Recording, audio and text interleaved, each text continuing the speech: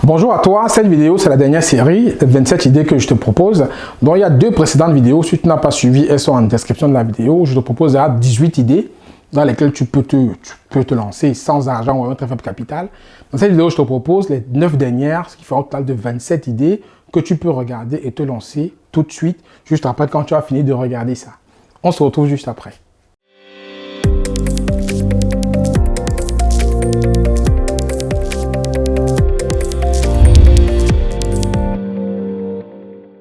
Dans la vidéo d'aujourd'hui, je vais te dévoiler les 9 dernières idées qui te feront 27 au total, que tu peux te lancer tout de suite sans avoir d'argent ou très peu ou un très faible capital. Donc tu peux te le faire tout de suite après avoir regardé cette vidéo, ça te fera 27 au total. Donc comme je dis, ce n'est pas encore fait, abonne-toi à la chaîne parce qu'il y a d'autres vidéos qui vont sortir comme celle-ci. Il y aura beaucoup d'idées que je vais te donner, beaucoup de stratégies. Et télécharge tes cadeaux, les sont en description de la vidéo et bien sûr rejoins le groupe Telegram si ce n'est pas encore fait pour que nous puissions échanger directement ensemble dans ces groupes-là. Donc sans plus tarder, je passe à la 19e idée qui est de devenir coursier personnel. Aujourd'hui, on le sait tous, les gens n'ont pas beaucoup de temps. Les gens travaillent beaucoup. Les gens ne sont pas disponibles souvent pour faire certaines courses pour eux. Donc tu peux devenir coursier personnel, tu aides les gens à amener les vêtements au pressing, à faire leurs démarches en préfecture ou en mairie, à poster leur courrier, à leur récupérer leur courrier. Il y a plein de choses que tu peux faire pour les gens qui n'ont pas le temps. Pour devenir coursier personnel, tu as besoin de rien. Tu as juste besoin peut-être d'un vélo, peut-être d'une carte de transport et c'est réglé. Une activité qui est très intéressante et qui marche parce qu'il y a beaucoup de personnes qui n'ont pas le temps et qui cherchent des personnes qui peuvent faire des courses à leur place.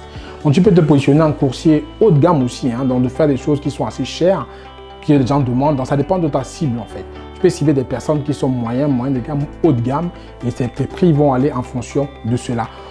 C'est la 19e idée de devenir coursier personnel. La 20e idée, c'est une idée qui est très intéressante aussi, c'est devenir livreur et monteur de meubles. Aujourd'hui, les gens commandent des meubles sur Conforama, Ikea ou d'autres sites internet, mais souvent, il est important d'aller chercher ou de monter.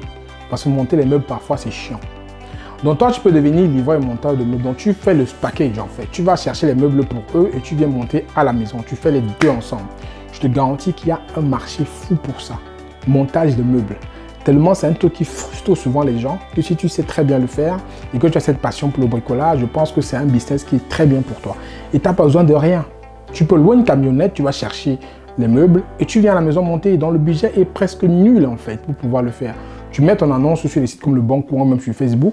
Il y a plein de groupes aussi où il y a plein d'échanges comme ça. Tu vas avoir des personnes qui auront besoin et tu commences ton business comme ça. Tu vas voir que tu auras beaucoup de clientèle.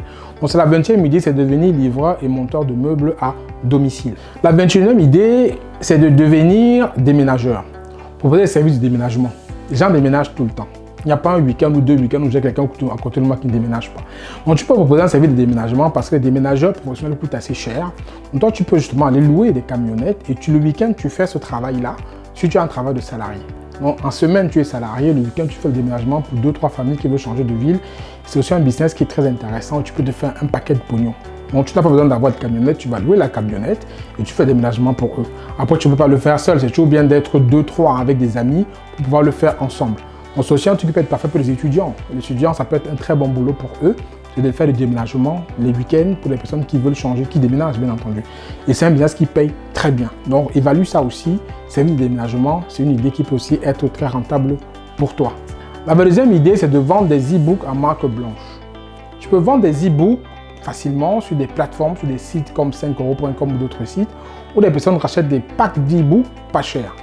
À cet effet, justement, je te propose 1500 e-books avec droit de revente que tu peux télécharger tout de suite en description de la vidéo et tu vas voir que ces e-books, tu peux les revendre. Imagine juste que tu vendes un e-book à 3 euros et que tu en vends 10 par semaine.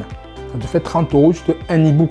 Là, je t'en donne 1500 qui couvrent tous les thèmes, que ce soit le développement personnel, l'entrepreneuriat, le marketing, les relations sentimentales. Tout ça, c'est dans les 1500 e-books que je te propose. L'exception de la vidéo. Tu peux prendre ce pack de 1500 e-books et après tu le vends à des gens. Je t'assure que ceci est un business qui est très intéressant. Tu achètes les e-books, tu les vends, tu te fais du cash. Aussi simple que ça.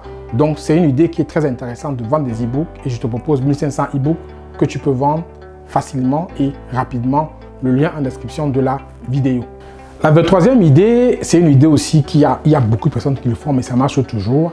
C'est de devenir réparateur de smartphone. Donc aujourd'hui, tout le monde a un smartphone. Hein, et le smartphone, soit il tombe, l'écran est cassé, soit tu notes quelque chose qui ne marche pas bien.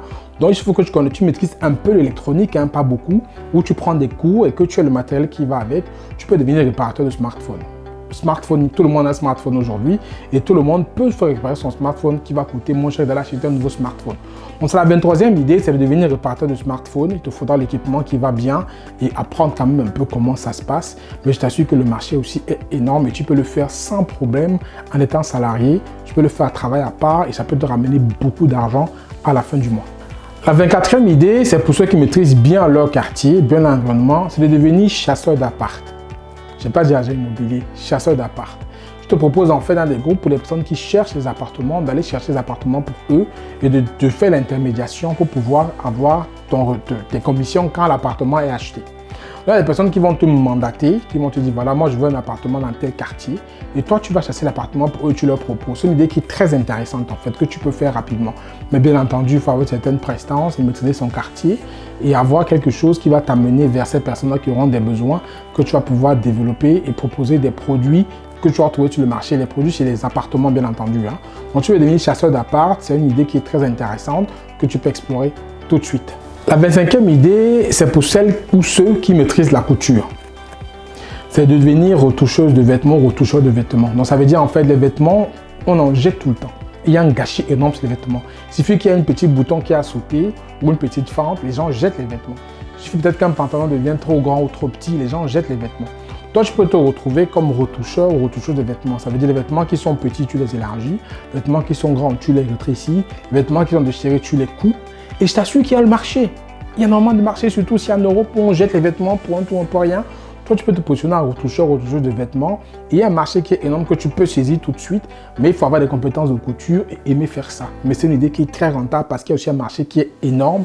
Je t'assure que même moi, si tu me dis que tu retouches les vêtements bien, je te confierai certains vêtements de mes enfants pour que tu les retouches en fait. Voilà un peu une idée aussi qui est très intéressante et qui ne nécessite pas un grand budget que tu peux lancer tout de suite.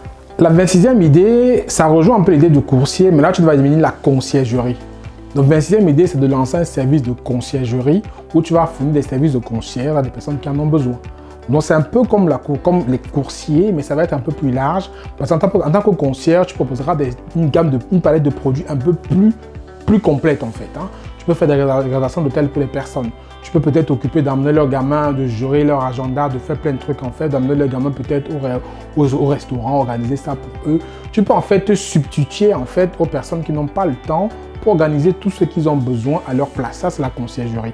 Donc, c'est quelque chose que tu peux proposer tout de suite sans besoin de beaucoup d'argent. Tu peux devenir un concierge et tu remplaces tous ceux qui veulent faire leur activité, qui n'ont pas le temps, tu le fais à leur place. Réserver leurs vacances, réserver leur hôtel. Peut-être ils veulent louer un véhicule, tu le véhicule pour eux, ils vont seulement chercher leur véhicule.